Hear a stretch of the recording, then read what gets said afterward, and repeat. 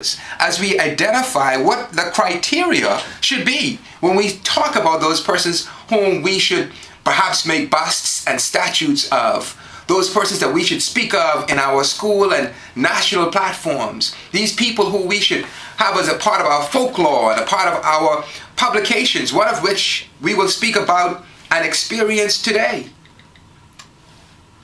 Who should we recognize as a Bahamian hero in our country? Today we will find out from you when we'll go out and go to the line. And my special guests today include one of whom has already arrived.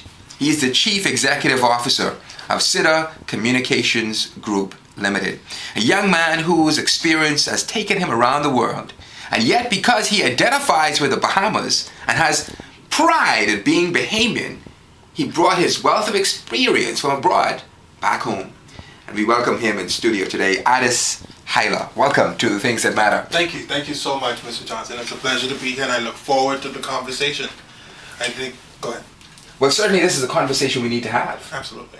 What makes it an important conversation, though? It's important because you always have to think about what it is that makes you who you are. A lot of us think that our experiences in life are generic or are specific to ourselves. But what we fail to remember a lot of times is that we're here because others paved the way for us. So it's very, very important, one, to recognize that we're the culmination of the hopes and the dreams and the experiences and the struggles and the successes of all those persons that are associated with us, whether indirectly or directly. And then we're also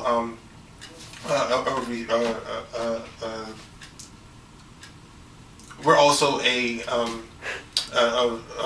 reflection of their struggles as well. And certainly, not only is it or are we a reflection of their struggles, but I dare to say that we build on their successes. Absolutely. And their sacrifices. Absolutely. Among the things that we will discuss as we look into these people who have contributed to our country, and we also explore a particular person in our community who, to use his name is to instantly identify with who he is and his contributions to our country. And also, as a part of our conversation today, we will include and welcome to the microphone, if you will, Dr. Keva and Dr. Nicolette Bethel. And I immediately think about her mom, Dr. Keva Bethel, having had the opportunity to meet with her and talk with her before her passing and to reflect on her contributions to our country. Should she be identified as a national hero? That's among the things we will talk about today. So we expect to welcome Dr. Nicolette Bethel, a playwright, a poet, an author. She's also a social anthropologist to the conversation. Then also a young man who is synonymous with music, particularly in the Anglican diocese. And I'm talking about a person that we will meet in just a moment.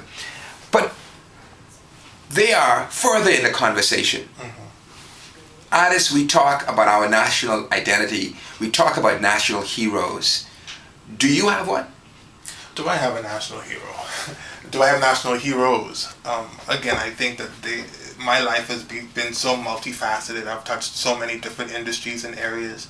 I think that there are persons that I look up to in each of those. Certainly one that we'll talk about in a few minutes, but I was a track and field athlete for a very long time. And the earliest track memory that I have is in 1984.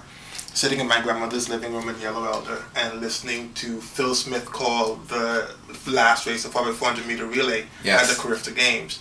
And I speak about it and I can still hear him call the final leg with Pauline Davis running against the Jamaican team, the relay team running against the Jamaican team. And she ran down the Jamaican and ended up winning not only the race but subsequently the entire Carifta Games with that one race.